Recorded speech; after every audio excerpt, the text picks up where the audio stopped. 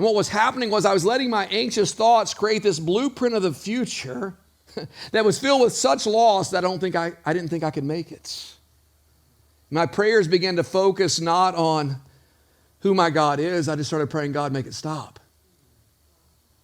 God, fix this. God, do something. God, where are you? And not only did I begin to pray that way, I stopped praying, because what happens when you walk with God and you begin to get in these loops, if you don't kind of moment to fix yourself, what happens is this: the shame begins to come over you. Man of God, where's your faith? And what was happening was this. I knew it was irrational. I just walked through 15 years of starting with nothing and seeing God provide. And all we have is a hiccup, and I'm like, oh, it's all done. Makes no sense. But it was so real. I'm going to share with you next week the story in the Bible God took me to help me get out of that loop and to see his victory in my life, and you're going to see it in yours.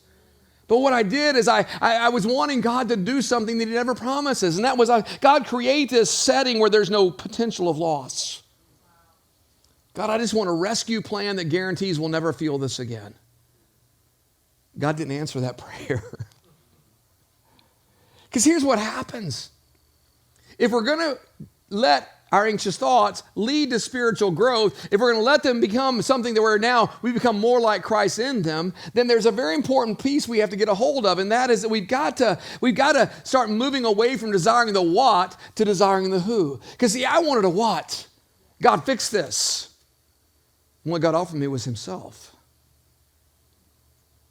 And you know, if we're honest, we'll say, I'm not sure that's enough. But it's exactly what he offers. I mean, look at this.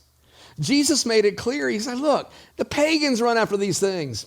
The ones that don't know the Heavenly Father. But your Heavenly Father knows that you need them.